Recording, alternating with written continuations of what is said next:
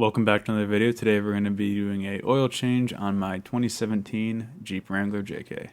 First thing you want to do is either start the car and get it up to temp, or if you are out driving, that's fine, you can just leave it as is. You don't need to leave it on for very long, just long enough to get the oil warm. You don't need to get it super hot or else it's going to be a pain to change.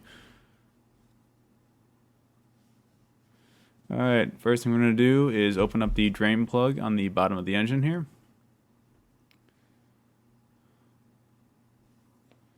And then once slowly unturn that by hand, pushing it inwards as you unturn it so it doesn't come flying out. And then once you feel that you're at the end of the threads, you can just go ahead and pull it out, and then pull it straight away so you don't get a bunch of oil on yourself.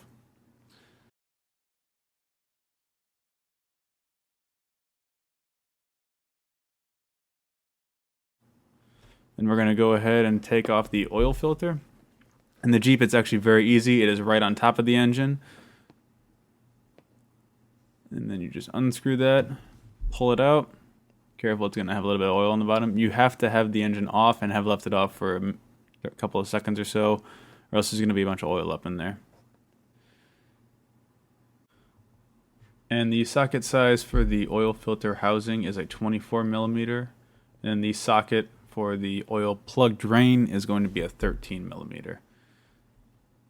So while I'm doing an oil change, I usually go ahead and rotate the tires. Here's a little diagram to show you where you should bring the tires if you're going to do a 5-tire rotation, which is always what you want to do if you have no punctures in your spare, just so they all last longer. So now let's go ahead and change the filter out. There's a little O-ring that you have to pull off of the cap. Typically, whatever filter you get will come with one. I choose to use the KN brand for my oil filters. So you can go ahead, and the oil filter actually clips in to there's a little spot in the bottom of where the oil filter sits, and then just get the ring over it. Alright, once you got the ring on, I will typically go and grab some oil, whatever I'm putting in the engine, and just get a bit on my finger just to oil up the rubber gasket seal, so you don't have to have it stick or tear apart when you install and remove it next time. Another thing, if you pull the front 2 tires up before you start the oil change, it makes it a lot easier to get to all of the drain plugs. Alright, once you've got that sealed up, go ahead and thread it on all the way by hand. Do not use any kind of impact or something for this, since it's a plastic housing and you do not want to destroy it. So I'll thread it on here. And then I'm using an impact because I've done this a million times. I know the torque. I know what it could take to not destroy it. I also don't use a full half-inch impact, but just a couple turns, and you'll feel it when it's won't go any more. Like I said, don't over-tighten this. You're going to break the housing, and it's not that much torque put on it. Now let's go ahead and put the drain plug back in after our tire rotation. It should have given the oil plenty of time to drain out. I choose to use a synthetic on this. I use a 5W20, which is what it recommends, but I know plenty of people who've used 0W20 if they live in colder climates with perfectly fine results. The 0W20 is not going to be necessary if you live somewhere where it does not get that cold, but if you live in like Montana, Alaska, Michigan, sometimes Illinois, Wisconsin, and it gets really cold, you're going to want to go ahead and do that in the wintertime.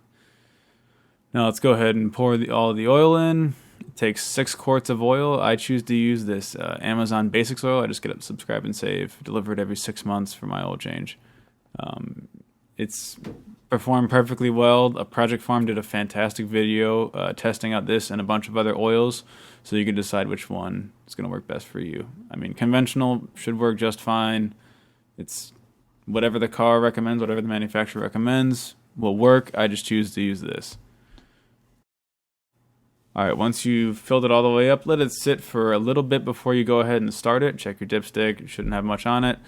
And then once you've done that, you could then go and start it up. You just don't want to start it right away. You got to let the oil drain down into the bottom of the pan. So now I'm going to go ahead, that I've finished my tire rotation and oil change. I'm going to pull it off the jack stands. Lift it up first, then pull it off the jack stands. And never put your body weight under the car when it's just being held by a jack. You never know when they could fail, especially when you, like me, and have a cheap Harbor Freight jack. And let's try and put this down. Let's go ahead and torque the wheels now. Jeep recommends 90 foot-pounds of torque. So I've gone ahead and hand tightened all these while it was still in the air, but you want to put it down on the ground once you go ahead and tighten it, and then tighten them in a star pattern as so. Sorry about the shaky cam. And then just keeps tightening them in a star pattern until it clicks if you have a torque wrench like mine.